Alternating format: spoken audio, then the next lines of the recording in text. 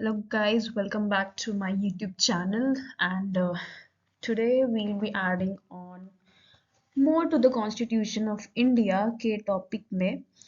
तो आज हम लोग पढ़ने वाले हैं आर्टिकल 12 से रिलेटेड जो लैंडमार्क केस लॉज हैं वो। ठीक है, because article 12 is a very important article of the constitution because it talks about the meaning of a state में it's about central government और state government, state legislature, parliament वगैरह सब आ जाते हैं। Then there is the term called local authority.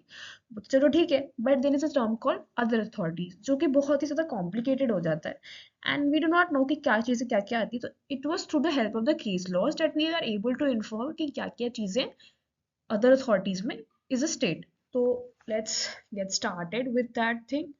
ठीक है, पहला केस है हमारा university of Madras versus Shantabai 1954। इस केस में क्या हुआ था? इस केस में हुआ था कि it was held at university of Madras. University of Madras created by University of Madras Act 1923, though state added was a body corporate and was not mandated by the state and hence did not come with the scope of Article 20। ये पहला case था that was जो कि लाया गया था for the inferring the meaning of a state। But इसमें क्या बोला गया कि बॉडी कॉर्पोरेट है और जब भले ही ये मद्रास एक्ट से बनी है बट ये बॉडी कॉर्पोरेट है और स्टेट का इसमें कोई लेना देना नहीं है, मतलब स्टेट गवर्नमेंट कुछ कर नहीं रही है उसमें। तो बहुत ही बिजार टाइप की डेफिनेशन इसमें दी गई थी। बट नेक्स्ट हमारा आता है, फिर हमारा एक केस आता है जो है कि Ujjain Bai versus State of Uttar Pradesh. अरे यार ये क्यों हो गया, ये होना चाहिए। ठीक है, उत्तर प्रदेश 1962। इस केस में क्या हुआ था? इस केस में क्या हुआ था कि कोर्ट ने रिजेक्ट कर दिया था the narrow interpretation given to the principle of ejusdem generis. Ejusdem generis का मतलब होता है कि जहां से जो चीज है, जो चीज जहां पे है जनर, जहां से वो उगी है, सिर्फ उससे रिलेटेड चीजों को देखना, बाकी कोई भी चीज उससे जो भी रिलेटेड है उसको नहीं देखना। तो वहां पे कोर्ट ने इसमें थोड़ा सा वाइडर इंटरप्रिटेशन दिया था और बोला था कि स्टेट सिर्फ वही चीज नहीं होगी जो सॉवरेन फंक्शंस कर रही है। स्टेट वो भी चीज हो सकती है जो फाइनेंशियल चीजें या फंक्शनल चीजें, ये सब जो डिस्चार्ज कर रहा है वो भी एक स्टेट हो सकती है। तो फिर क्या इसमें क्या होता है? Sales tax officer constituted under the sale tax act for assessing the tax would come within the meaning of Article 12 and no restriction can be assigned to the interpretation of the term. Hence, other authorities given under Article 12 can include not only sovereign and governmental authorities but also those that discharge commercial functions of the government. तो commercial functions of the government को भी state की definition में इस case के through Ujjain Bai versus State of Uttar Pradesh में डाल दिया गया था। फिर आता है हमारा electricity board versus State of Rajasthan. इसमें क्या हुआ था? इसमें बोला गया था the court held since the board is exercising the commercial functions has it comes under the article 12। वही जो पिछले वाले केस में बोली गई थी इसमें भी वही चीज बोल दी गई कि कमर्शियल फंक्शन से रिटेन कर रहा है इलेक्ट्रिसिटी बोर्ड, इसलिए या इस केस में क्या हुआ था? इस केस में हुआ था, सुप्रीम कोर्ट ने हाईलाइट किया था कि जो कि बॉडीज जैसे ओएनजीसी, एलआईसी, गेल, ये सारी चीजें भी स्टेट से अंडर आर्टिकल 12। ठीक, उसके बाद आता है हमारा Ramanna D Shetty versus international airport authority 1979। इस केस में क्या हुआ था कि एक वाइडर एम्बिट प्रोवाइड किया था कोर्ट ने।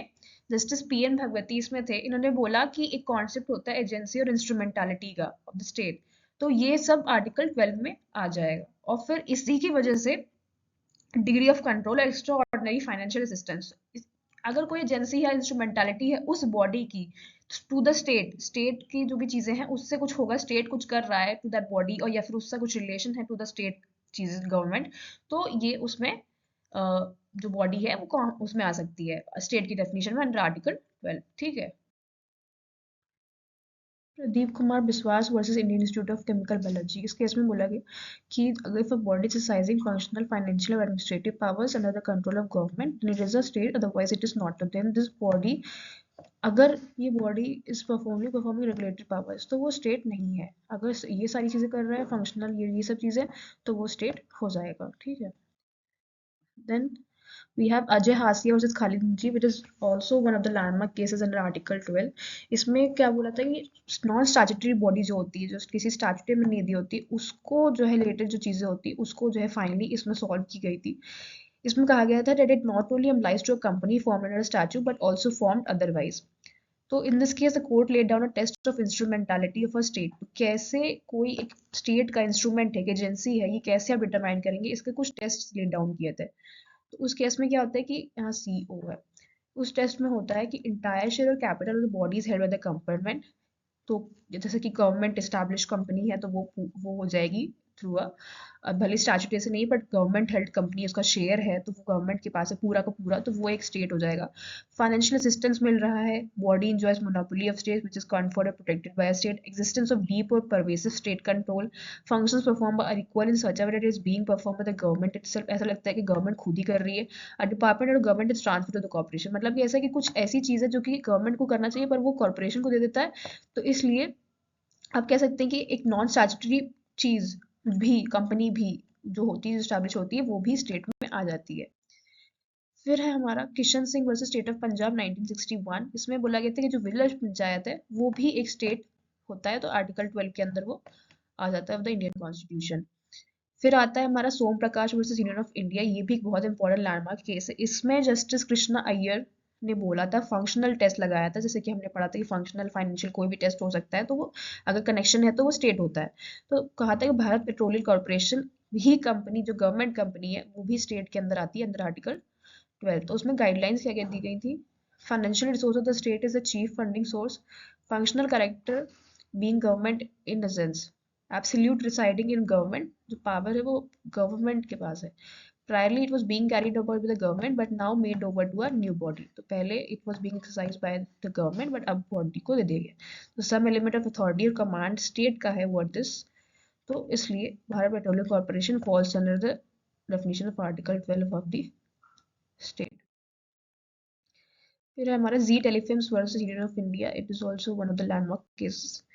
The court held that BCCI is not a state since it is not created by a statute or not dominated by government either financially, functionally or administratively, क्योंकि ये अपने में ही काम करता है, तो इस वजह से it is not a state. Thank you so much.